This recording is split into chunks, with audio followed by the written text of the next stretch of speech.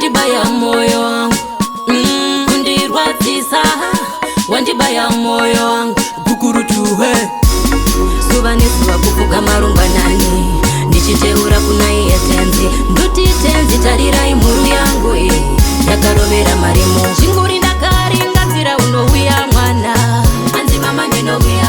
Makore 11 chete uchingoti unouya. Chinguri ndakaringa kuringa ndaringa, hanzi mama ndinouya. Makore 11 chete uchingoti unouya. Zvauriwe ndiwe dangwe rangu mwana, ndiwe bango remusha uno.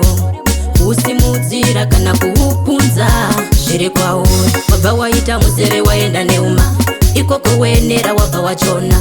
Wabve kukanganwa amai vakonya kutumbura, uchingoti uchauya. Chinguri ndakaringa nzira unouya mwana, hanzi mama ndinouya. Makore 11 chete uchingoti unouya. Chinguri ndakaringa kuringa ndaringa, hanzi mama ndinouya. Makore 10 neanorautsira uchingoti unouya. Zuva nezuva kuvuga marungwanani, ndichiteura kuna iye tenzi. Nduti tenzi tarirai mhuru yangu yakarovera marimo. Kozvandaiti ndasakura ndapedza ndichifara kuti ndayarudza. Ondaizive ndiwo mavambo eimwe nhamo. Chinguri ndakaringa nzira unouya mwana, hanzi mama ndinouya.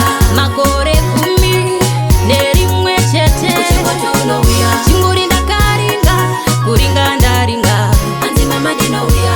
Makore 10 neanorautsira uchingoti unouya. Zvauriwe ndiwe dangwe rangu mwana, ndiwe bango remusha uno.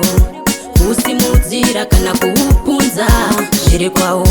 Wabva waita muzere waenda neuma, ikoko wenera wabva wachona. Wabve kukanganwa amai vakonya kutumbura, uchingoti uchauya. Chinguri ndakaringa nzira unouya mwana, hanzi mama ndinouya. Makore 11 chete uchingoti unouya. Chinguri ndakaringa kuringa ndaringa, hanzi mama ndinouya. Makore 10 neanorautsira uchingoti unouya. Hanzi mama ndinouya. Uchingoti unouya.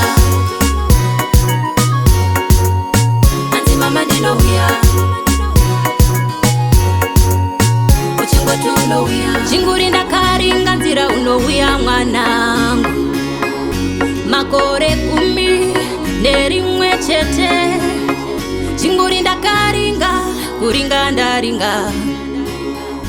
Makore 10 neanorautsira